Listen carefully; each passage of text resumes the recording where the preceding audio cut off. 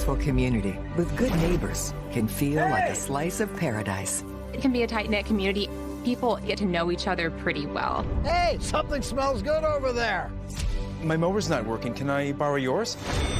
But when a favor takes a twisted turn, heaven quickly turns into hell. What's your problem? You ruined my mower. He didn't know this neighbor as well as he thought he did. Hannah, I need my mower fixed now. It turned into an incredibly life-changing event. Get out of my business. Hey, stop that! This escalated extremely quickly. You're standing here to my face, lying. Get out of here. We got a problem here. And he was going to keep going until he got his idea of justice. Come out and act like a man, you wimp. Bruce, let it go. That's where things really lose their sense of control. It's either him or me. There's no way anyone could have known he was capable of this. Hey! Ow! What are you doing? They aren't moving anywhere. Why don't you leave? As household man, as pathetic as you! Sitting on the banks of the Mississippi River, Minneapolis is... It's a mix of the old and the new. You have a warehouse district, an arts district. In between all of that, you have all these little residential areas. You find a little bit of everyone. You'll see guys with 3-foot-tall blue mohawks helping little old Polish women across the street. Very much small town in the middle of a big city. Everyone just knew each other and took care of each other and kept an eye out. Bruce and Hannah Brown moved from Texas to Minneapolis 5 years ago with their daughter, Cecilia. We did feel very safe. There wasn't crime. There wasn't police cars going by in the middle of the night. We were happy. Anybody want a burger? Me. My mom, Hannah, Yeah. she was a stay-at-home mom. Okay, get them while they're hot. Get them while they're hot. It was a good family dynamic. Structured, stable, and loving. Come on down. Oh, we're coming. Here I go. Okay. It would be the ideal American family. Bruce works at a nearby steel manufacturing plant, while Hannah is a stay-at-home mom to Cecilia, who attends the local high school. Your meat looks good, honey. Do you want this? Yeah, I want it. Okay, I like when you... We were always out grilling, barbecuing in the summer. Hey! Bruce and Hannah have made a good life in the city and plan on staying for years to come. Everyone was very helpful and welcoming and really made us feel at home. We had friends in the neighborhood and everyone just kind of lived their little lives.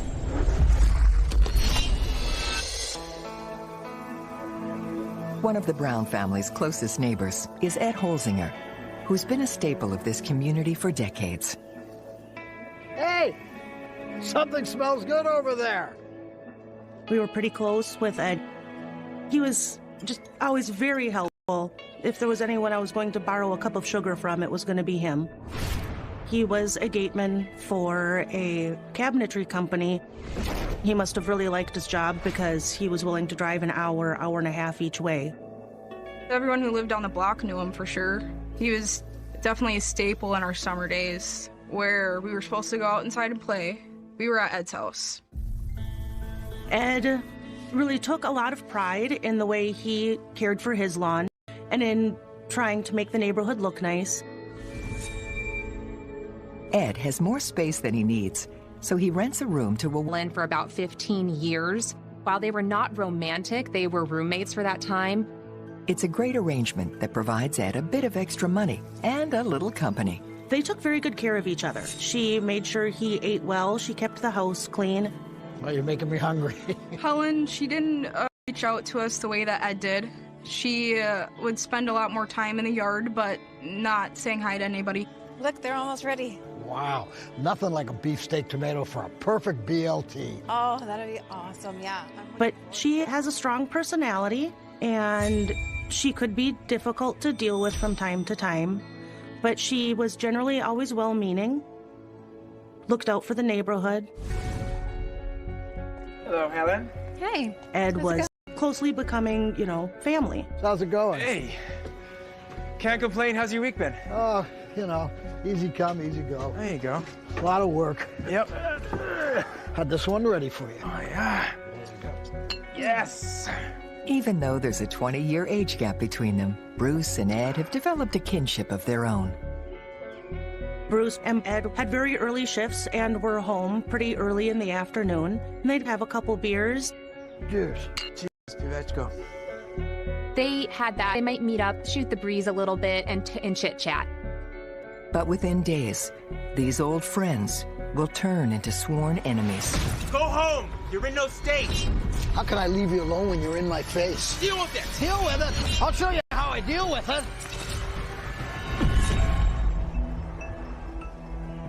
Okay, Big Kahuna, where do you want this one? Okay, one, like right over here. Are you sure? For the moment, all is well Like this? between the two households. But look at this. Look how beautiful it's coming It in. looks fantastic. I know. You know what it is? It's a whole color smorgasbord. And anytime we were working in the yard, Ed was right there to help out. He was very much an older man that was looking out for us the way an older man would look out for his family. I think Ed might have taken specific attention to my mom. Ed is struck by an idea. He races over to share it with Bruce and Hannah. Looks great. It's good. Working hard. Maybe we can clip a couple of those off and put in our stir fry tonight. Just put it back. Put it back on the side. I like the symmetry better. Hey, guys. Hey, Ed. What's up? I was wondering if you could help me out. Okay, what is it? Can I take a picture with you and pretend you're my girlfriend? Ed was telling the guys at work that he had a new girlfriend. And I said, oh, yeah, sure, why not? Bruce was like, yeah, honey, go ahead, do that. It'll be funny. I tell you what, I'll hold the phone and I'll take the picture.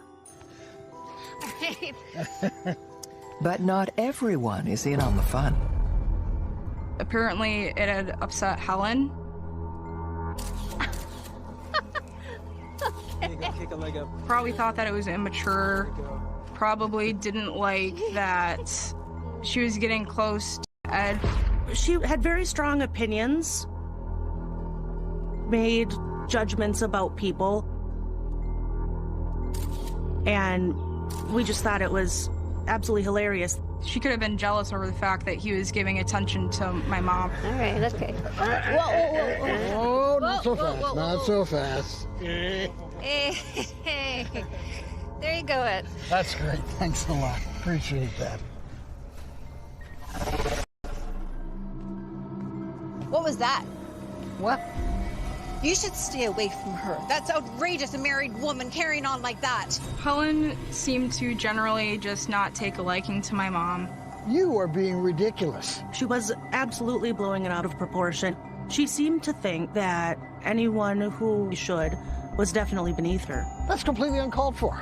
And then a few days after that, Helen came to the house again to let me know that I was making a bad reputation for myself in the neighborhood, looking like a slut, and I really can't be going around paying attention to other men when I'm married. I knew that eventually things would go back to normal and everything would be fine. But for now, it was an annoyance. The neighbors try to shake off the awkward tension and carry on with their usual business. So like most neighbors, Ed and Bruce, they would share tools. My mom had asked my dad to mow the lawn, but it had been left in the rain. Hey, Ed. My mower's not working. Can I borrow yours? Yeah, sure. Let me go get it. So Bruce went down to borrow Ed's lawnmower. Looks like a nice day. Well, I hope the storm holds off.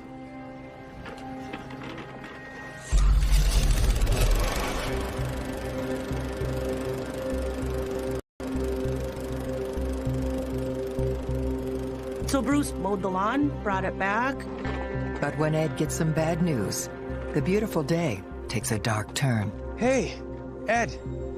What's going on? They were trying to push him out at work and force him into early retirement.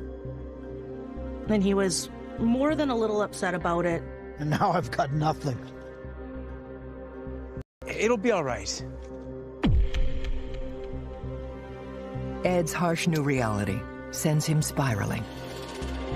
I think he saw himself as going from being a hardworking bachelor to being a lonely old man. Ed's life started to pile up a bit more. It seemed that he just generally started to withdraw from the community around him. He was going through a rough patch, and we thought he'd work himself out of it just fine. Over the next few days, Ed continues to fall deeper into despair. And when his frustration spikes, a neighborly favor blows up in Bruce's face. Hey, Ed. You ruined my mower. That is basically where this feud pretty much begins. What are you talking about? No, I didn't. You know what you did, and you're gonna pay for it.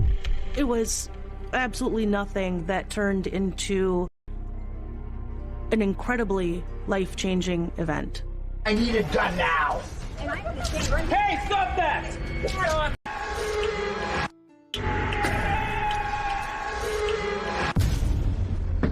Ed came down, and he told Bruce the lawnmower blade had 3 inches broken off on each end.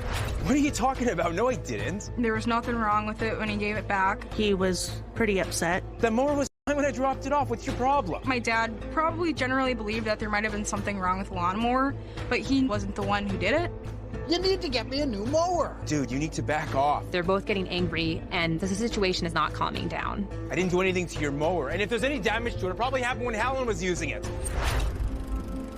Between our house and Ed's, there was an empty lot. Helen would take care of it to earn a few extra dollars on the side, and she had just mowed that lot after we had taken care of our yard. And in that lot, there was a steel pipe that came up out of the ground. And then she found the damage to the lawnmower. So we had assumed that if it had been damaged at all, that's how it got damaged. That's ridiculous. This is your problem. I don't know why he wouldn't think that Helen was a possibility. If it's such a big deal, I'll get you a new mower. You'll give me the broken one. To keep the peace, Bruce offered to pay for the lawnmower. There was no reason. He valued his friendship with Ed, and he valued the happiness of the neighborhood.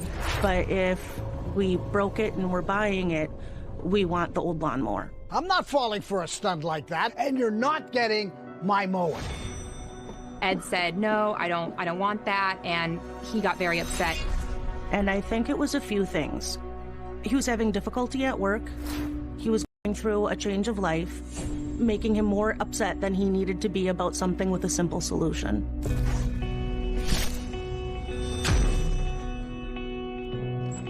After Ed's outburst, Bruce and Hannah keep their distance, hoping time and space will help him calm down. We thought things would work themselves out.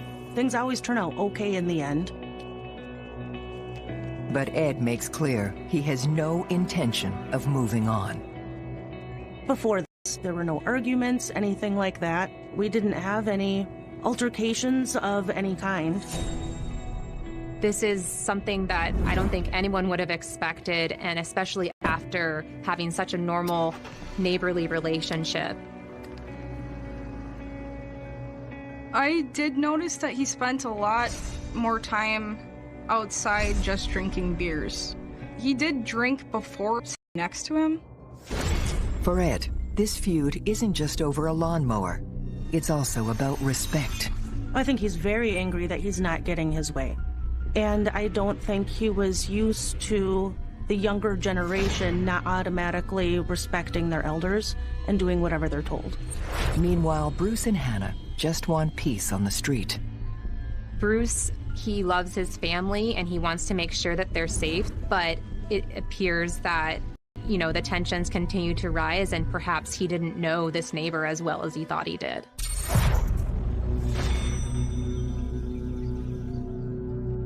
Days later, Ed is still refusing to back down. But this time, he picks a new target. Since my dad didn't want to go Ed's way with fixing the lawnmower situation, Ed went down to our place and knocked on the door and got my mom out there and tried convincing her to do things his way. Ed, you startled me. Hannah, I need my mower fixed. He showed me a lawnmower blade. He was more than a little upset. It's unusable. Ed, there's nothing that I can do about it. This is between you and Bruce. I was a little annoyed. Dealing with his lawnmower was at the bottom of my to-do list. And it was probably... Let him know I'd discuss it with Bruce, and we'd let him know what we were going to do about it. I'll be back. This is the sort of thing that he would have wanted to talk about for hours. He didn't have a whole lot going on in his life, and so an incident like this really took precedence. Ed's living situation only adds to his frustration. What are you doing over there? What does she have to say? Helen was always just a cranky old lady. She would often make little remarks. Who do you think you are? Stay out of my business. There was tension also within the home. Whatever friendship they had is now just a lot of animosity. It's just definitely not making the conflict go away. With each passing day, Ed's temper continues brewing, and soon, not even innocent neighbors are safe. Helen spent her days out in the yard tending to her small garden. Hey, how's it going? I haven't seen you like forever. Ed had, tomatoes in his garden that sometimes he would share if he had extras. The times have changed. Take these. They're delicious and you won't get Hey! Get lost! Start walking! For Ed to become that hateful in that short period of time, what has happened to this person? Something was not right. And don't take my vegetables! I think Ed and Helen may have been a little codependent on each other. And Ed isn't the only neighbor, giving Bruce and Hannah constant grief. Helen felt the need to be overly opinionated towards my aunt about her behavior, and she also felt comfortable enough to invade her space. What are you trying to pick up in that outfit? Excuse me? You heard me.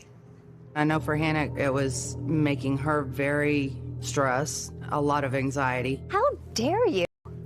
Who are you to judge? And if you are judging, are you that lonely and miserable or jealous that you need to do this so? Your home is supposed to be where you're safe. Your home is supposed to be where you feel comfortable. And at this point, you can't even be in your yard.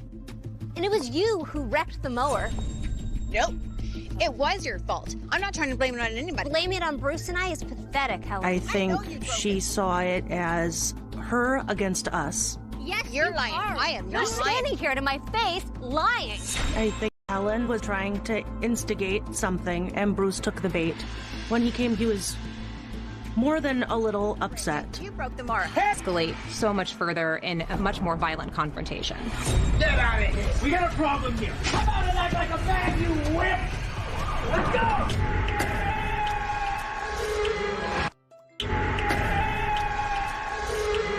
You broke the damn mower. Broke the mark. Hey, that. What's going on? You know what? I don't want to hear it. Get back in your house. The fact that something so small and insignificant was boiling over was absolutely ridiculous and adolescent. I don't want to see your face anymore. Who the hell does she think she is? Bruce and Hannah are left shell-shocked. To come home from work and have to hear about the lawnmower once again, he was annoyed. And Bruce is prepared to end this feud once and for all. What the hell are you doing? Get out of here! We got a problem here. Yeah, we got a problem. There's no reason why things couldn't have already been rectified. Bruce goes over to Ed's house, and it appears that it continues to build and build and build. The problem is you owe me a mower. Are you kidding? This is more than a mower. Ed felt entitled to tell anyone in the neighborhood to do anything he thought. He had been there for a very long time, and he felt like he was king of that castle.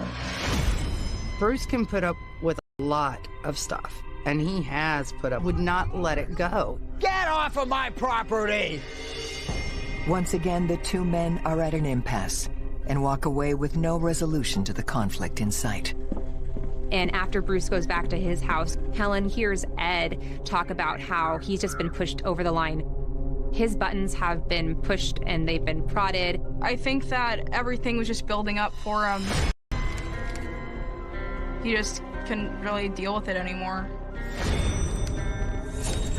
Bruce is at his wit's end. His dreams of a happy life for his family are crashing down. It was probably extremely frustrating. What's going to happen next? Am I going to go outside and somebody's going to come assault me verbally? It had to have been just horrible. Meanwhile, Ed remains convinced he's been wronged. Ed didn't have a whole lot going on outside of the neighborhood, outside of the home, and so it carried a lot more weight with him than the rest of us. Ed's neighbors are frantic as they try to figure out how to navigate this escalating situation. Am I wrong here? Am I going crazy? Now they're feeling like a prisoner in their home. I have no idea. I was worried about how far Ed was going to take things. He was looking for a reason to be angry, and he was going to keep going until he got his idea of justice. One day, after some liquid courage, Ed decides he's ready for the next round. Ed had obviously had quite a few beers. He came stumbling towards the house. Where's my money, you son of a bitch? Ed, give it a break. He was a bit of a drinker, although this was much worse than his usual. Go home. You're in no state. My dad comes out. They're just going back and forth about it. What about my mower? Ed wasn't in his right mind. We were just riding out the storm.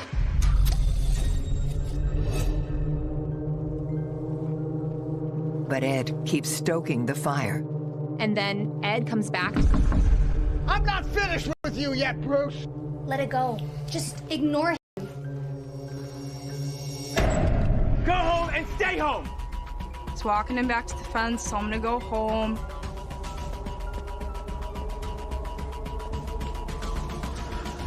He was so drunk, he was running off instinct. And all he knew was that he was upset, and he was going to make sure that the miserable as he was.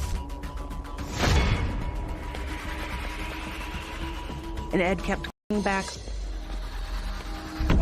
Hey, Bruce! Come out and act like a man, you wimp! Bruce, stop. Let it go. Bruce is only going to take so much before he pushes back. Let's go! Bruce grabs a canoe paddle, hoping to scare Ed off. Then, the fight takes a nasty turn. You know, your women really get around. He said some unsavory comments about Bruce's wife and also made a sexual comment about their 15-year-old daughter. Ed yelled, "Your daughter just got done sucking my d-." And that's a line that you do not cross with a father and a husband. That's not a line that you need to even remotely cross. And I heard a whack. Ah! No one ever thought that lawnmower would be the cause of such conflict, but just days later, one of these men would be dead. Leave us alone!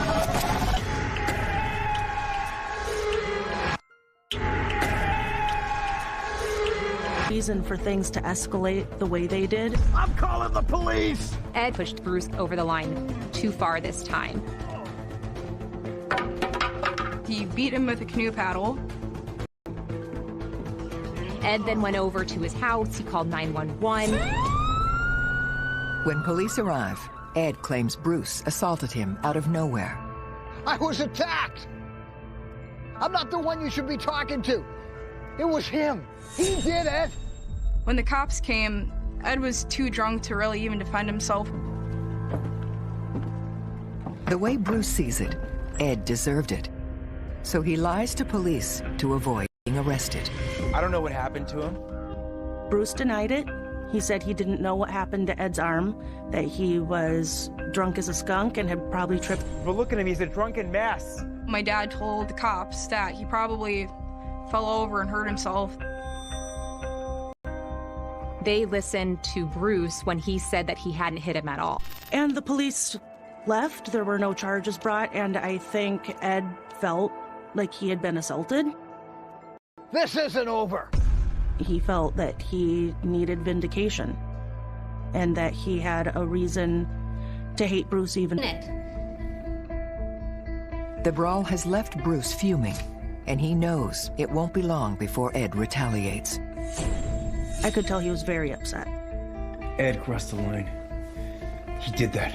He probably felt good to be able to hit him, but I have to suspect that by doing that, he knew that things weren't going to get any better. I told Bruce, for the sake of peace, call it done and hope to move on. But Bruce knows this war is only going to get worse. Ed was so angry about so many things, and he was so far from sober. I don't think Ed would have been receptive to reconciliation at all at this point.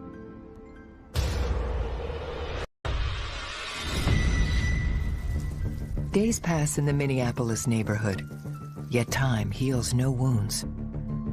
The situation is not calming down, and it continues to build and build and build. Bruce is getting more and more angry about the comments that Ed had made about his family. For Bruce, once you've crossed that line, it's done. It's just time for you to go away. Everyone's too upset. No one was taking a step back to reason. And that's... Ed spent a good 3 days straight that I don't think he was sober at all. When the two men next face off, Bruce ups the ante. Careful when you go past that guy. That sicko likes kids. And makes defamatory comments about Ed. Because of what Ed had said about me, my dad called him a pedophile. He hit my dad with some hard words, and my dad hit him with a hard word back. He told some neighbors about Ed and to kind of watch out. Yeah, whatever. That's crap. Plus, his wife's a hooer. I got the photos to prove it. Ed doesn't miss a beat and throws the once playful photos of Hannah in Bruce's face. Ed is not happy that Bruce is calling him a pedophile, and Bruce is just upset about the words that he's made about his family. This all could have been avoided if everyone had just kind of paused and maybe just let the tempers settle down.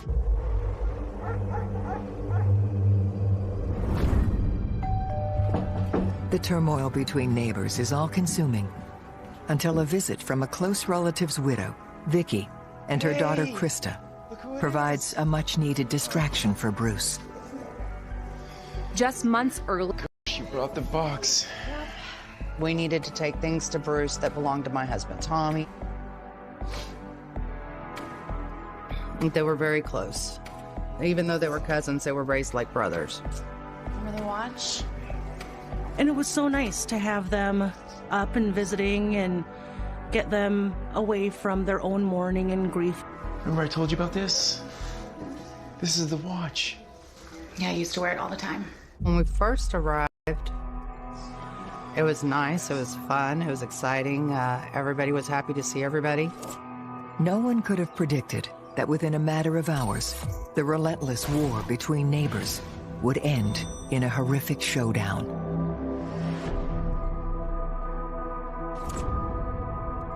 Uncle Bruce is like, ooh, we're gonna barbecue because that's what this family does. Yeah, fresh from the market. We're talking about Tommy and good times and start prepping things for the burgers. Hey, maybe we can go to the zoo tomorrow?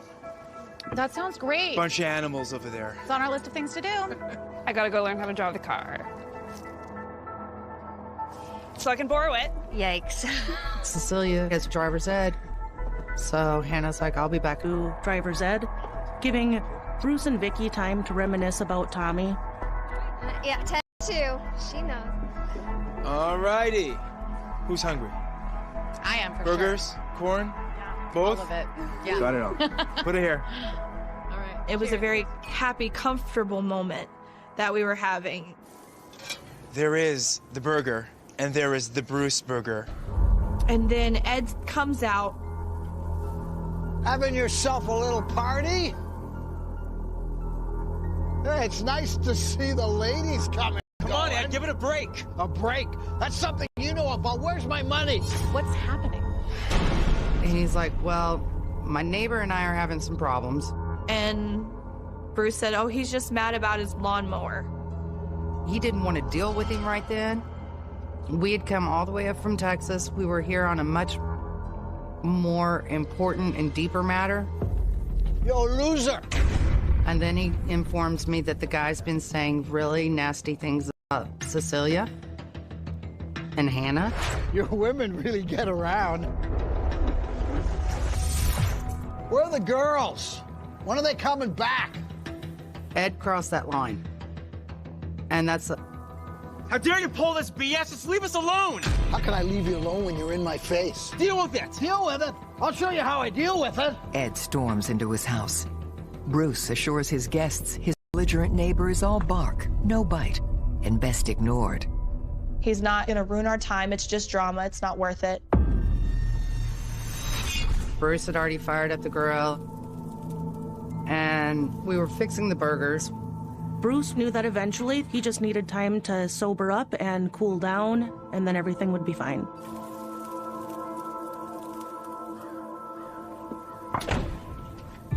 When Ed reappears brandishing his handgun, Bruce considers it another toothless gesture. Yo, dirtbag! Play some better music! Some stripper music! He's scaring me.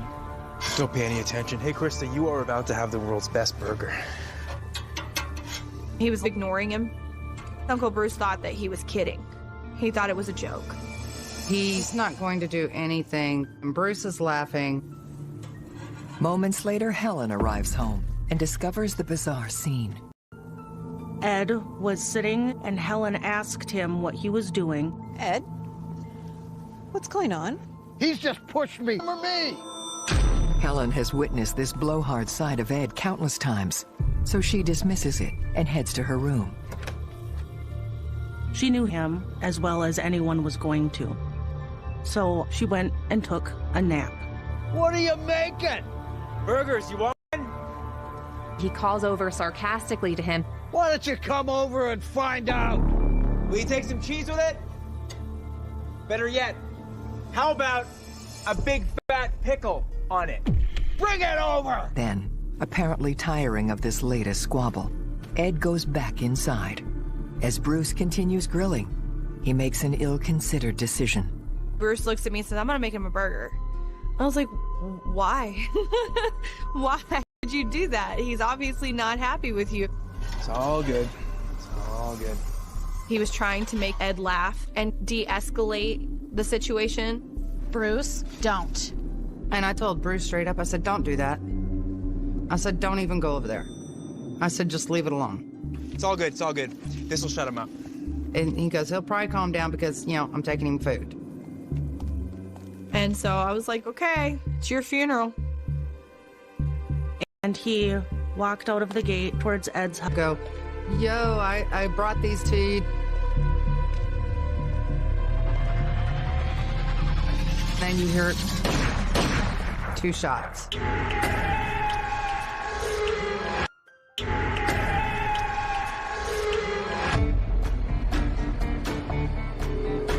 Ed was waiting for Bruce to come around that corner. Bruce is walking over in mid-sentence and just nothing. You hear nothing except the gunfire. Ed pulled out a gun, shot him twice, and Bruce fell to the sidewalk. At first I felt like I couldn't move. And then I took a breath and I instantly turned around and I looked where Bruce had started walking. And without hesitation, I started to run.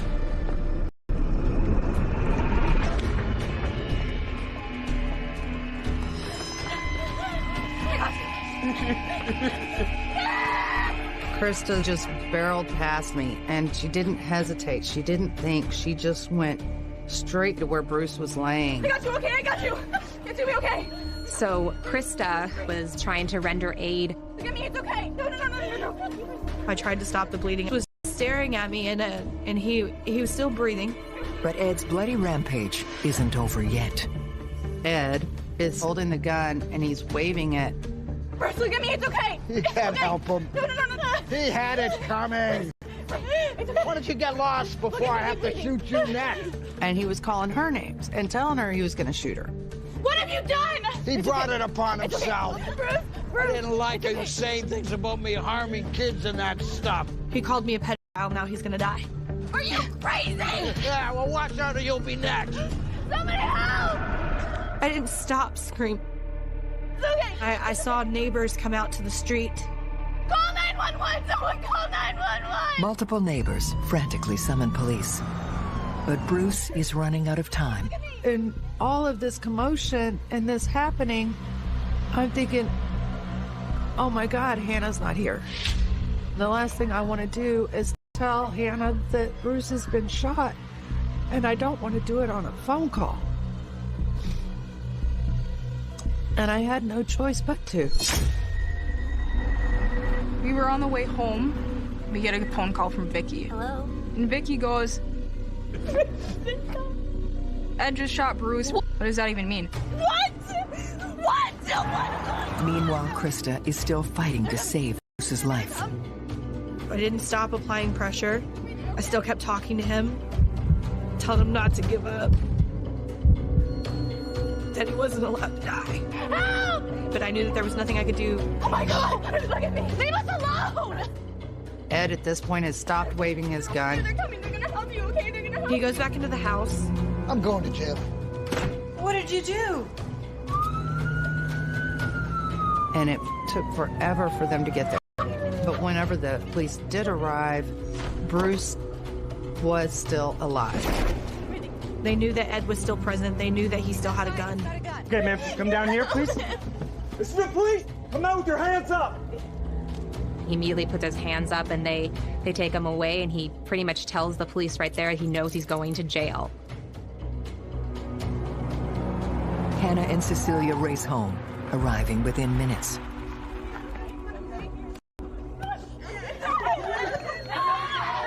To just go from running errands to seeing your husband bleeding out on the sidewalk in front of your house.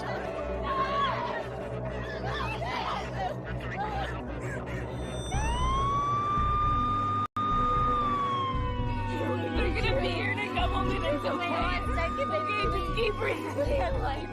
While police place Ed under arrest, paramedics arrive on the scene. When the paramedics got there, we both knew Bruce was not going to make it. Responders arrive at the same conclusion. There is nothing they can do.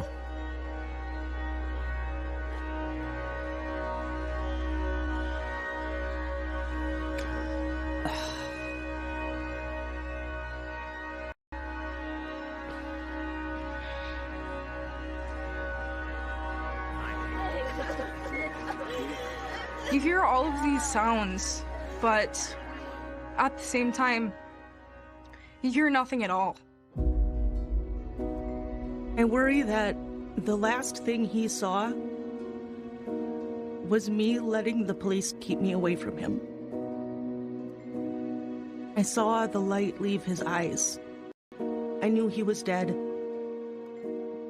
but it didn't feel real until they said it. In front of his family.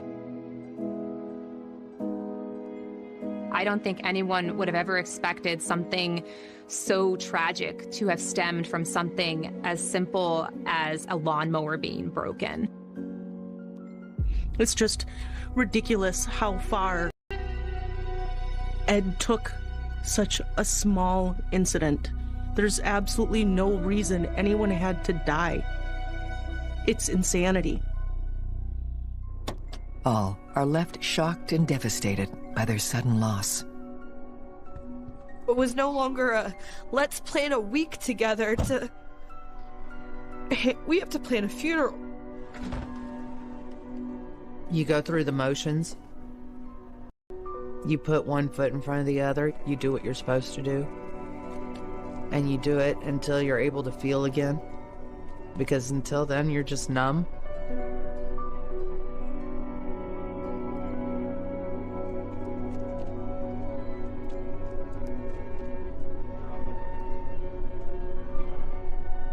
Bruce had to be to work at 5 in the morning, and I knew if he wasn't there, they'd be calling. And so I went up to the steel plant. Best friends were there, and they said, Ed? I said, Ed shot Bruce.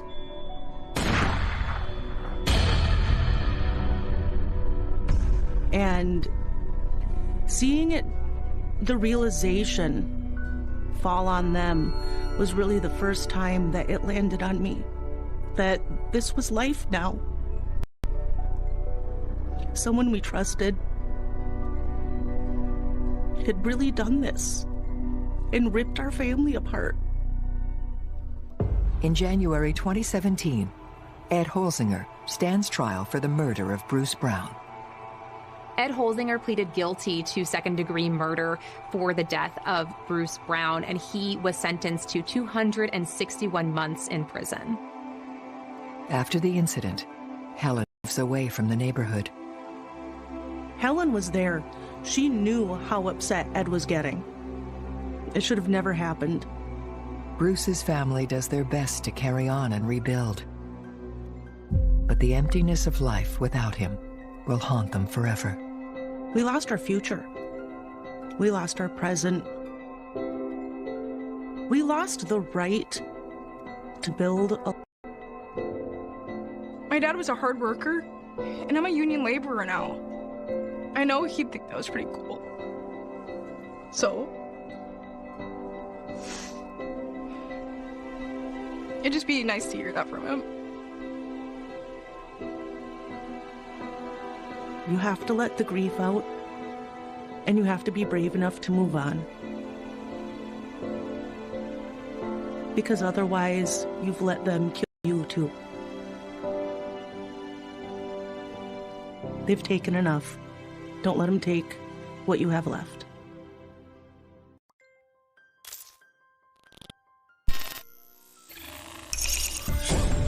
Oh.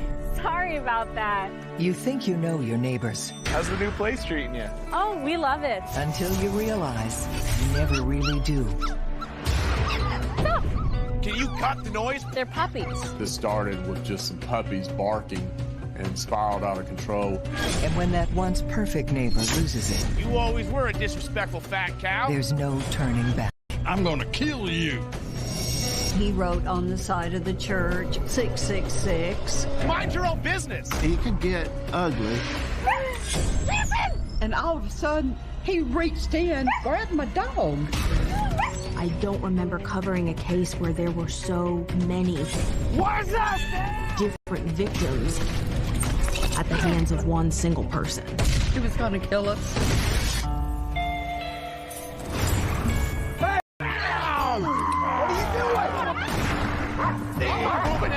Julie! As household man, as pathetic as you! Residents thank their lucky stars. They're living in the picturesque Delrata suburb of Montgomery, Alabama. That was it. And it is just absolutely beautiful. It's always been safe. It's always been just a very, very comfortable area. It's just an ideal place to live. Don't worry, Mom, I got these. Aw, thanks, hon. I'll get everything set in the kitchen. After growing up on South Georgetown Drive and moving away, telecom worker Jason Clark has returned to live with his mother, Verna. His reason for moving back was Verna's eyesight was getting bad. Back on his childhood street, Jason fits right in like he never left. I got you, Jason. Oh, hey, thanks. Verna got you running around again? Always. Longtime resident and hospital worker Sarah Chandler has known Jason since he was a teenager. Jason and I always had a good neighborly relationship. He appeared to be real nice, and he was living with his mother, but seemed to be all right. Jason seemed to be all right. This charming neighborhood doesn't just draw old neighbors back. It's also a magnet for brand new residents, like college student Kristen Hamilton. Hi. Hi. Who's this? This is Missy. Oh. She is really excited about moving into the Delrata neighborhood and into this house, and just excited. Easy, fella. Nice to meet you. Don't worry. The worst she'll do is lick you to death. Well, welcome to the best street in the neighborhood. I'm Jason. I'm Kristen. Nice to meet you. I remember Jason welcoming her to the neighborhood. Jason, honey, can you come on in and give me a hand? Well, duty calls. But welcome again to the neighborhood, and honestly, if there's anything else you need, just let me know. Thank you. No worries. Nice guy. Kristen was excited about being a new homeowner. Just a typical girl next door. On this street, there's always a helpful neighbor next door, happy to lend a hand. Joe's another one who lived next door to Jason. They were like The best of friends. Hi, neighbor. How you doing? Doing okay, thank you. By the way, thank you so much for helping out with the yard last week. Not even a problem at all. I'm happy to. Joe Gross, a state welfare worker, lives with his dog Abigail, and he's also known Jason for years. As a young teenager, he grew up there, and he would do things for me. He would blow my drum. We got along great. With Jason back on the block, the old friendship has just picked up where it left off. Oh my God. I do not know what is up with this thing. It just won't stop beeping. Sounds like you got an update, my friend. Is that what that is? I'm very technology challenged, and Jason would help me update my phone. Hey, Joe. Hey, Verna, how you doing? Now, don't be letting my boy slack off now. Don't worry, I'll be your eyes and ears on this guy. There isn't a happier community in Dalraida, and they're oblivious to the terrible things coming their way. Why don't you come over here and say it to my face? Missy! For the time being, life in this suburb continues as it always has. And Kristen becomes a full-fledged member of the street. Oh. Sorry about that. Oh, that's okay. Oh, come here. How's the new place treating you? Oh, we love it, but boy, it's been busy. Yeah. It's about to get even busier with this one becoming a mommy. Aren't you, girl? Yeah, it's a dog neighborhood. Let me know if you need any help with anything. Weeks later, a new sound lights up the neighborhood. Kristen did have some puppies, new puppies, that were barking as dogs do. They're cute, they're adorable. Everybody wants to come and see the puppies. Of course, there's going to be noise. It's understandable. I would hear them bark some when I was outside. The barking goes on for days and nights, and suddenly the tune on the street has changed. Hey, Kristen! What's up? Can you cut the noise, please? They're puppies. What can I do? I don't know. Bring them somewhere where they don't annoy your neighbors. Relax, Jason. They'll be going to new homes in a couple weeks. No, that's too long. Maybe deal with it now. I can't listen to that all day. Come on, let's go somewhere quiet. Kristen is surprised by Jason's reaction.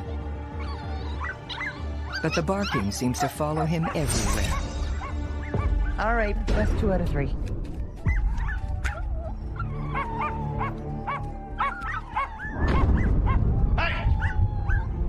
Kristen! Cut the noise! There's really not very much space between these houses. I guess he thought that it was going to be a permanent fixture for him, and he wasn't going to have any of that. Yeah, I'd like to make a complaint. I knew they were upset about the dogs, but I didn't know that they were as upset to the extent that it developed into. South Georgetown Drive is about to find out just how upset Jason is. I knew that they were planning something. I just didn't know it was court. Kristen Hamilton? You've been served a subpoena. A subpoena? Yes, ma'am. Please show up to court on that date. Are you kidding me? It seems so out of character, but Jason is launching a legal war against Kristen. She turns to neighbor Sarah Chandler for help. I can't believe it. Jason is suing me because of the pups. I was very surprised that they would do that. I had known Jason for a good 25 years, that he had been around, you know, and it just started taking a different turn then. I need you to testify on my behalf at court.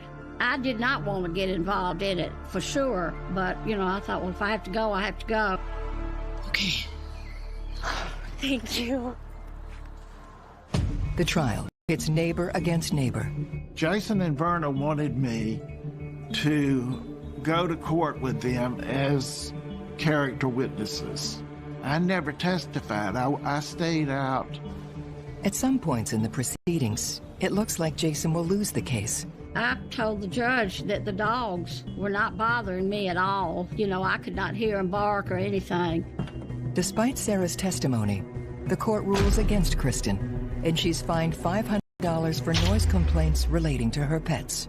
My understanding was she had 10 dogs at that time. It's a win for Jason, yet the outcome settles nothing. But it's really only made things worse. Especially worse for Sarah, who testified on Kristen's side. Jason, am I testifying? Look, it was nothing personal. I was just trying to help I don't need to hear it. You've already made it perfectly clear where your loyalties lie. Jason used a few obscenities to me that day. So I knew that I was on guard from then on. But I was just... Jason, come on! Later that day, Sarah receives an anonymous phone call. Hello? I'll make you pay for this, you crazy bitch. You made a big mistake. I'm 100% sure it was Jason.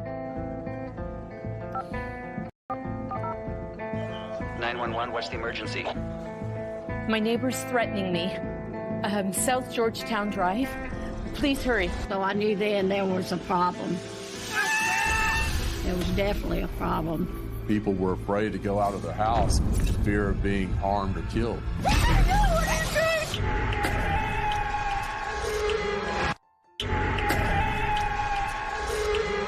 It's crazy how that totally went out of control with that initial noise complaint. After Sarah Chandler calls 911 stating she's been threatened by her neighbor, officers go to speak with Jason. Hello there. Are you Jason Clark? Yeah? Your neighbor said you threatened her. My neighbor? No? No way. That's BS. Absolutely not. At that point, it's just a he said, she said. He definitely threatened me. He said he'd make me pay. Now I'm scared of what he might do. He's denying making a threat. Do you have a recording? No!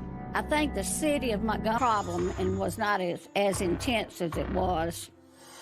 Unless you can provide evidence, there's nothing we can do. You can't... You're not going to do anything? Are you kidding? It was very scary. I lived by myself. My husband died like 20 years ago, and it was very scary to me. The next day, Sarah discusses the phone call with neighbor Brenda Biller. I have never heard him talk like that before. It was disturbing. I'm sure it was just the heat of the moment. Things will calm down. But that's not going to happen. Hey, what are you guys gossiping about? Me? No one's talking about you, Jason. You're just paranoid. Well, you always were a disrespectful fat cow. No one could have imagined Jason ever talking like this to anyone. He has two sides, but I'm here to tell you the good side, you know. He can't play good boy for a very long time. I think now Jason loved to pick on women. I think he loved to do that because I was a good target for him. Too okay out here? Brenda's husband, Paul Biller, is outraged at Jason's behavior. I'm gonna have a word with him. She was really upset, you know.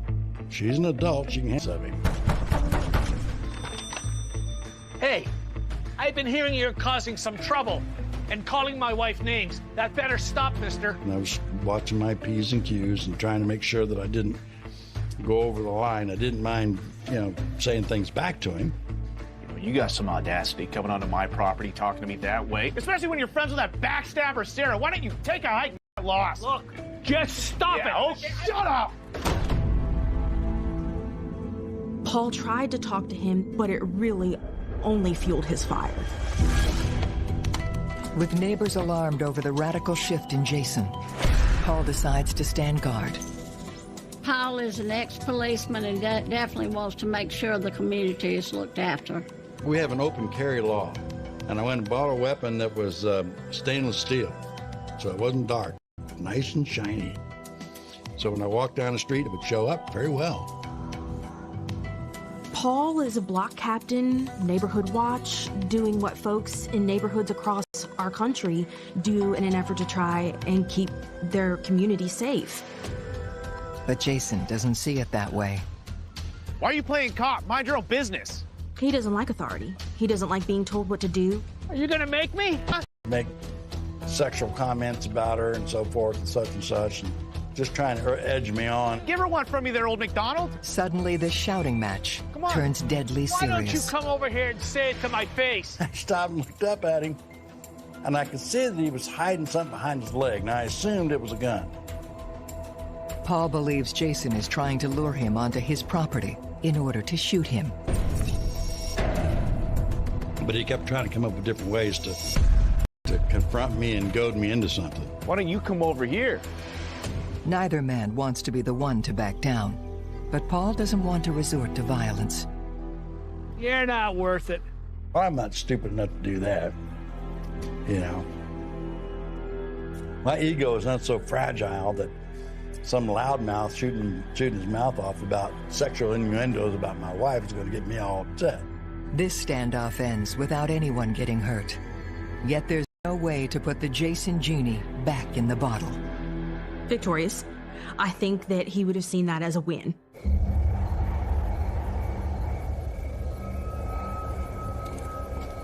I would go to work in the morning. I worked at a hospital here, and I would leave in the dark. He would jump out of the bushes to scare his neighbors. It was really getting really bad. It was escalating. I need the police at South Georgetown Drive. My neighbor's harassing me. I did call the police a lot during this whole period of time. We all did. The police would come out, and Jason was always very rude and hostile. I don't know what to tell you. You guys need to leave me alone. How about that? The police don't have enough evidence to press charges. Go fight some real crime. They don't even know who to believe. Mr. Clark has no respect for authority, has no respect for law enforcement. Jason, what? You need to chill out. What are you talking? What? Neighbor Joe Gross is deeply concerned. I would advise him, Jason, you don't need to talk to the police like this. You need to try to get along with them, because they're never gonna be on your side as long as you treat them the way you do. I don't remember asking your opinion, man. How about you mind your own business? What is... Okay. Thanks, Joe. Great advice. Get upset with me for saying things, and he could get ugly. It really escalated things once the police became involved. For the first time, shots are fired. Who knows what could happen, when bullets start flying.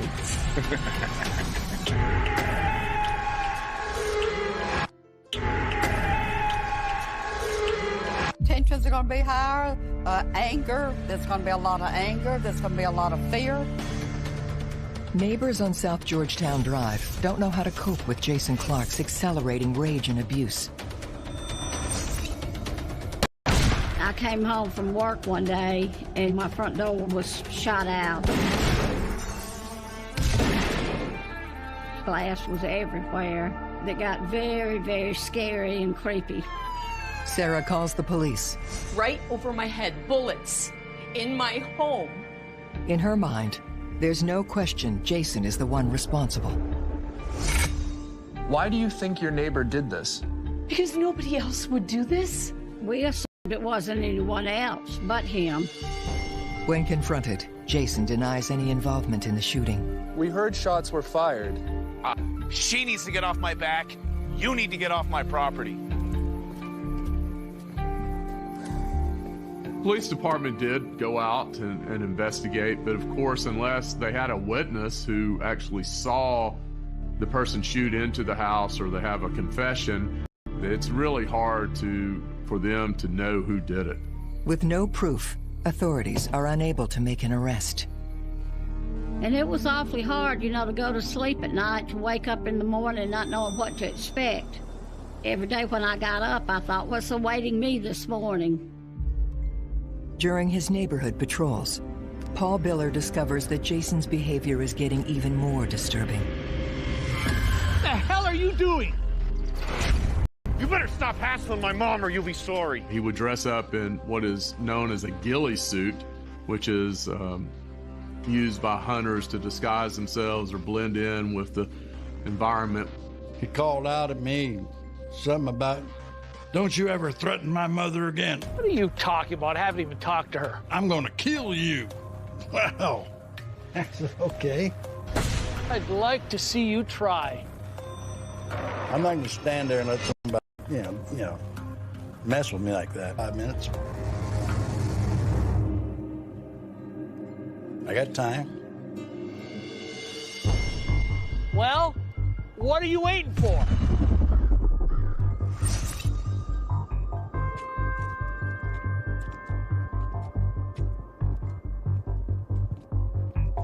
I commend Paul for trying to do what he could.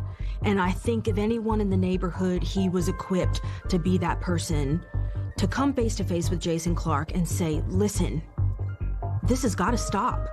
Look at what you're doing to everyone around you. Jason is not going to let up on his campaign of abuse and immediately launches the next assault.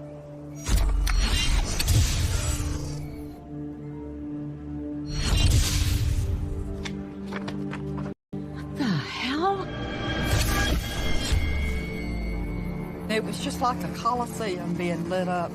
I mean, when you say lights, you just don't think about just like you think regular lights, but these were blinding lights.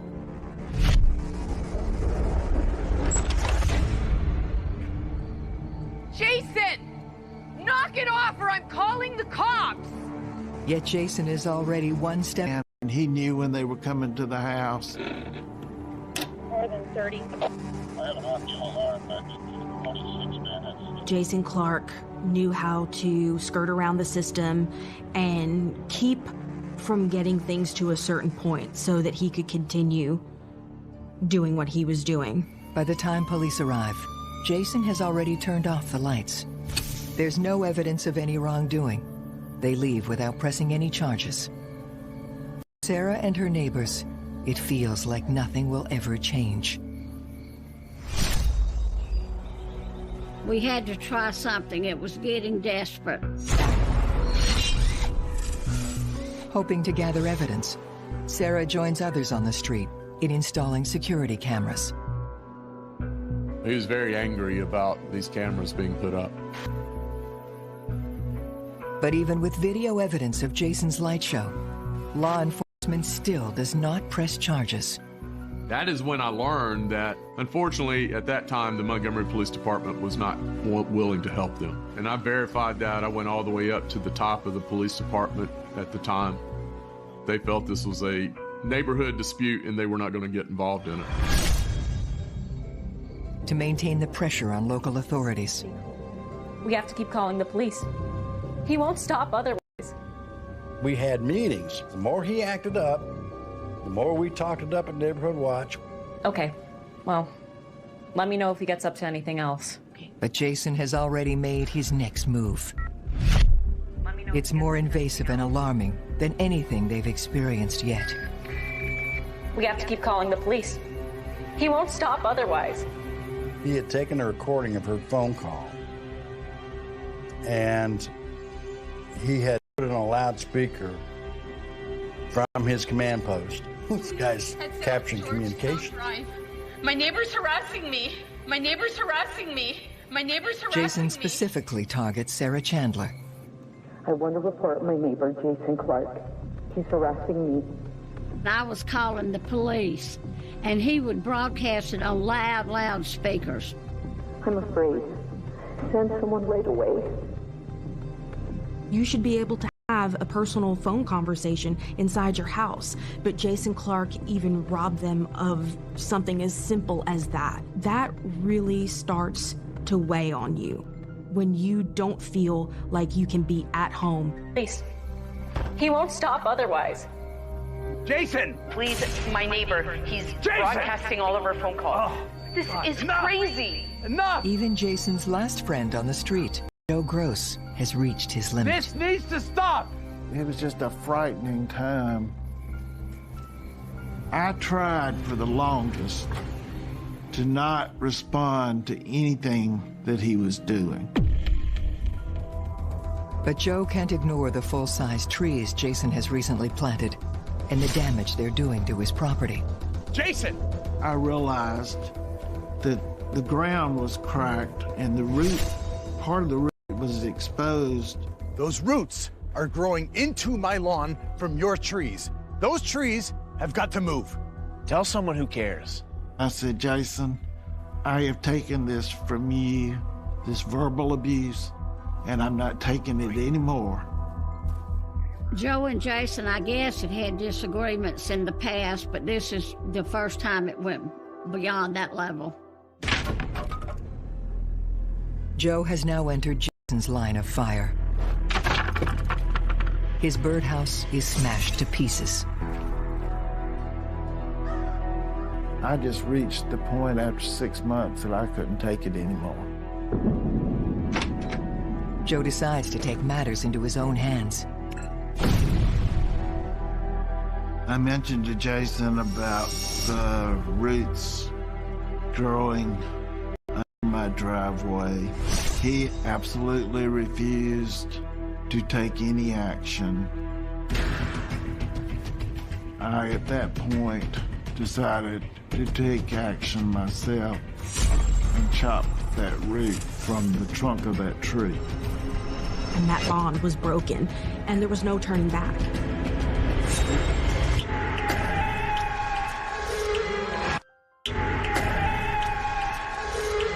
There was a sense of fear, there was a sense of dread, and things were escalating.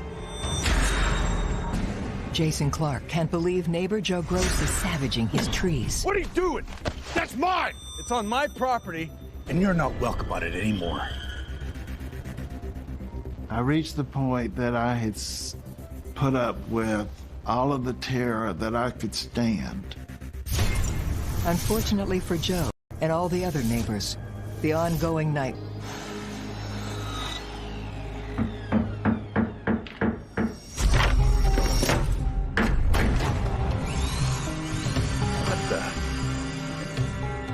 kidding me. So they start to see him build up his walls, quite literally. Jason has erected high walls all around his property line and plastered them with warning signs. It was absolutely horrendous. I think at one time everyone counted, it was like 20 or 25 signs he had up there that no trespassing. It was just such an eyesore. It was just unreal. The neighbors may be horrified, but Jason's new construction is perfectly legal. He threatened me that if I ever did do anything, that he was going to have me arrested, even if I tried to paint it. But I let it stay there because I just wanted to try to keep down any more harassment than I was already getting. But restraint and decency don't serve Joe in any way. On one occasion, according to Joe, enjoy your trip, Joe? Jason appears holding a gun. The cylinder on the pistol, threatening me and saying, "You better enjoy life while you can." Fearing for his life, Joe takes steps to defend himself. I carried that pistol because I had gotten scared to death of it. And worse is yet to come. We have 2 dogs, 2 babies. They're like our children. So I had to take one of them to the vet. It was a really nice, pretty morning. And all of a sudden, he reached in my window and grabbed my dog. It shocked me. I didn't know what to do. Give her back! I was scared to step on the gas. I was scared he'd snatch her. Jason! Fortunately for Brenda, Jason doesn't harm her dog this time. Who would think that somebody would do something like that to you? And you live with things like that for as long as we did, and it wears you down. After 3 years of misery, the battered community rallies to fight back in court. We decided we had finally enough evidence to present a very strong case. Jason Clark? What? You've been served a subpoena, sir. Make sure you show up to court on that date. I don't care. So all of that led to them filing charges along the way from 2011 to 2014 in municipal court. So these would have been misdemeanor charges. After hearing from all sides, the judge rules in the community's favor. Jason is forced to leave the street.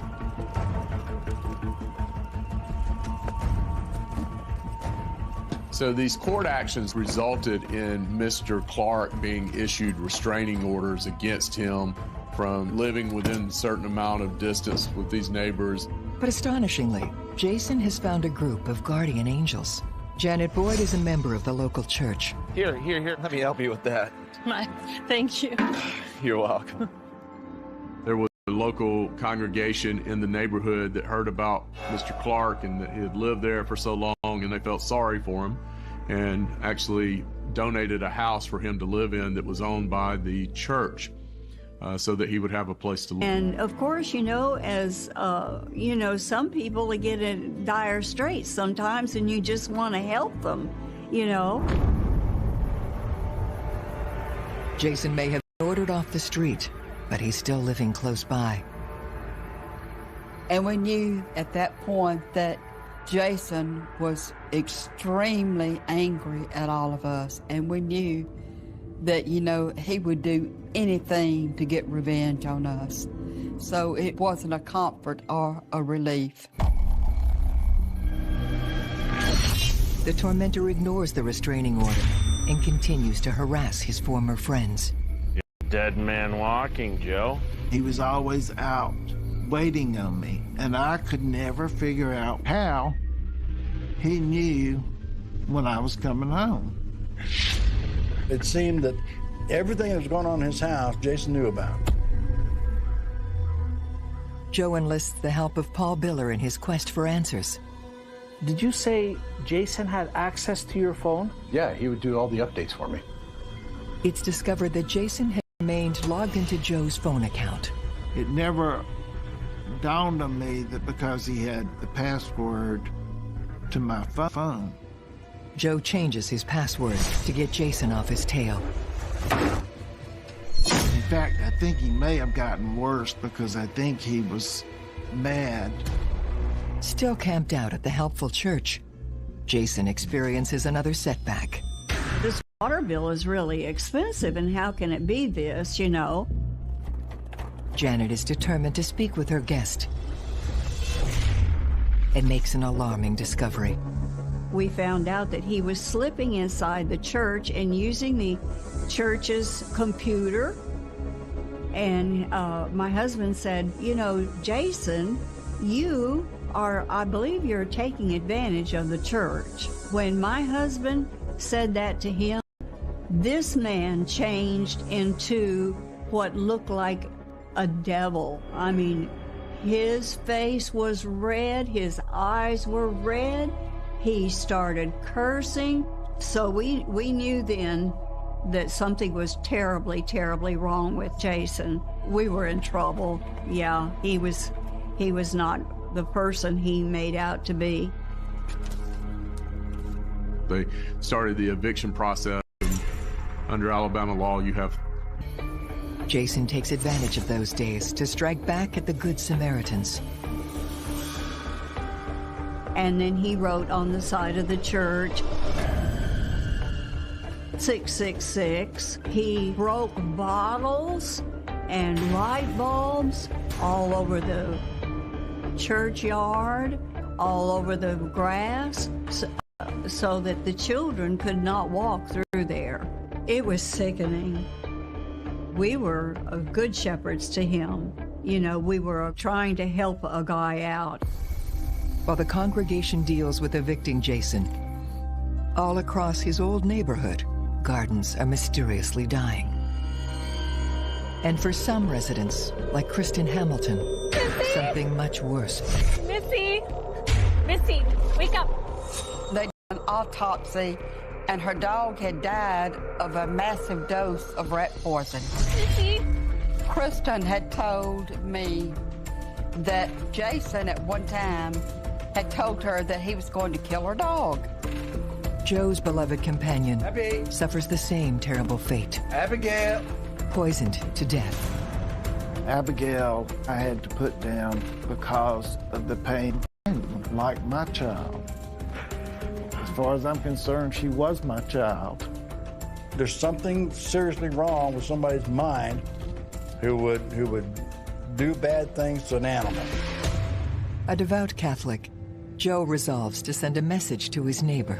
I know Verna went to the Baptist church nearby. I don't know whether Jason went, but I did sense that he had some faith in God. I put a sign up. It was something to the effect, God does not like people being mistreated. But Joe's attempt to make peace has the opposite effect. What are you playing at? Jason came out of the house and he attacked me. Give me that sign back, or what? Kill my dog. No!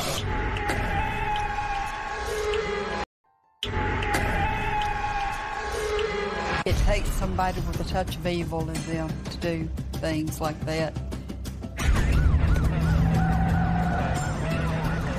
Joe Gross lies badly beaten in the street. He's really hurt. There's so much blood. By then, Jason couldn't stand Joe. You were. He hit me with a hammer. I was acting in self-defense. That was not my fault. Jason is lying through his teeth to the police. Sir, put your hands behind your back. Jason protests his innocence to responding officers, claiming self-defense. You got a lot of nerve showing your face at me like this. How dare you? Mr. Clark claimed that Mr. Gross was the one who attacked him. But Sarah and another witness detail a different version of events, in which Jason attacked Joe. But I did have the hammer up in the air. He came at me, had me in a bear hug. I couldn't even move. And he threw me down on the pavement. And he started hitting me in the face. He broke my glasses. And then he was taking my head and banging it into the pavement. Oh my God, Joe! No, no, no! I began shouting at Jason to get off of Joe. I finally hit him in the back with my knees, and it knocked. Don't tell him, Jason. Jason. He immediately grabbed the hammer. Well, I thought he was going to kill me then. Jason, don't. It appeared he had taken that hammer and had split his lip wide open. He had a couple of teeth knocked out. That's kind of a weasel this guy really is. You know, he's a nutbag.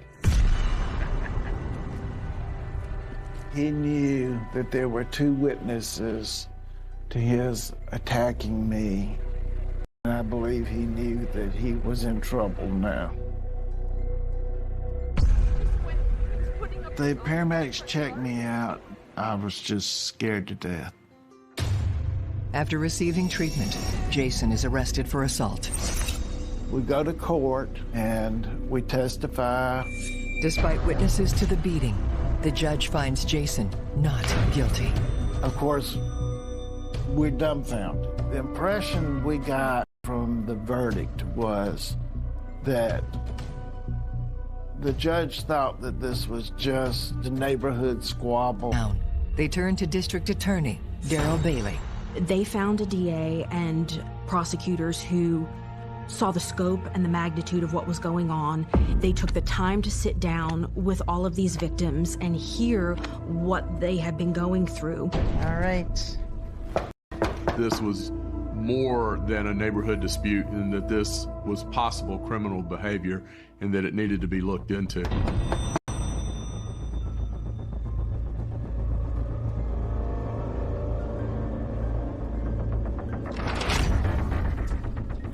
Search warrant for Jason Clark. We got a local circuit judge to sign a search warrant, and local law enforcement went into the residence to serve a search warrant. What they discover over at Jason's house is more shocking than we could ever imagine.